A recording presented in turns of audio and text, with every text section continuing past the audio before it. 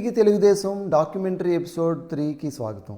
సంక్షేమం ఒక కుటుంబానికి ఈరోజు భరోసా ఇస్తుంది, కానీ అభివృద్ధి రాబోయే తరాలకి అవకాశాలను సృష్టిస్తుంది. అయితే ఒక ప్రభుత్వాన్ని అభివృద్ధి విషయంలో ఎలా అంచనా వేయాలి? అభివృద్ధి అంటే ఏమిటి? చాలా మందికి అభివృద్ధి అంటే కొత్త రోడ్లు, భవనాలు, వంతెనలు మాత్రమే కనిపిస్తాయి. కానీ అభివృద్ధి అంటే అవకాశాలను సృష్టించడం, ఉద్యోగాలను పెంచడం, వ్యాపారులను ప్రోత్సహించడం, ప్రజల జీవన ప్రమాణాలను మెరుగుపరచడం. అదే నిజమైన అభివృద్ధి. కూటమి ప్రభుత్వం ఉన్న ఈ 2 ఏళ్లలో ఆంధ్రప్రదేశ్లో అభివృద్ధికి సంబంధించిన అనేక కీలక కార్యక్రమాలు ప్రారంభమయ్యాయి. పెట్టుబడుల ఆకర్షణ, పరిశ్రమల విస్తరణ, భోగాపురం అంతర్జాతీయ విమానాశ్రయం, అమరావతి అభివృద్ధి, పోర్టులు, logistics, IT and electronics, data సెంటర్లు, నైపుణ్యాభివృద్ధి, మౌలిక వసతులు. ఈ ప్రాజెక్టులన్నింటి లక్ష్యం ఒకటే: ఆంధ్రప్రదేశ్ను పెట్టుబడులకు అనుకూల రాష్ట్రంగా, ఉద్యోగాలకు కేంద్రంగా మార్చడం. ఒక పరిశ్రమ వస్తే కేవలం ఒక ఫ్యాక్టరీ మాత్రమే రాదు.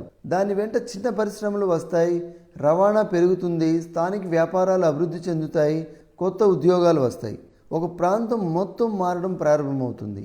కియా వచ్చిన తర్వాత అనంతపురంలో జరిగిన మార్పు మనందరికీ తెలిసిన ఉదాహరణ. అదేవిధంగా కొత్త పెట్టుబడులు రాష్ట్రంలో ఇతర ప్రాంతాల్లో కూడా అలాంటి అవకాశాలను సృష్టించగలవు. సంక్షేమం ఈ రోజు అవసరాన్ని తీరుస్తుంది, అభివృద్ధి రేపటి అవసరాన్ని తీరుస్తుంది. మంచి ప్రభుత్వం ఈ రెండింటి మధ్య సమతుల్యతను సాధించాలి. అదే స్థిరమైన అభివృద్ధి. పెట్టుబడులు ఆకాశం నుంచి రావు, వాటి కోసం ప్రభుత్వం ప్రపంచాన్ని చేరుకోవాలి. ఇటీవల మనం చూసిన నారా లోకేష్ గారి దక్షిణ కొరియా ప్రయాణం లాంటి ప్రయత్నాలు కూడా అదే లక్ష్యంతో జరిగాయి. అభివృద్ధి అంటే కేవలం నిర్మాణాలు కాదు, అవకాశాలను రాష్ట్రానికి తీసుకురావడం కూడా. ఒక రోడ్డు ప్రయాణాన్ని సులభం చేస్తుంది, ఒక పోర్టు వ్యాపారాన్ని వేగవంతం చేస్తుంది, ఒక పరిశ్రమ ఉద్యోగాలను సృష్టిస్తుంది. కానీ ఇవన్నీ కలిసినప్పుడే ఒక రాష్ట్ర భవిష్యత్తు మారుతుంది.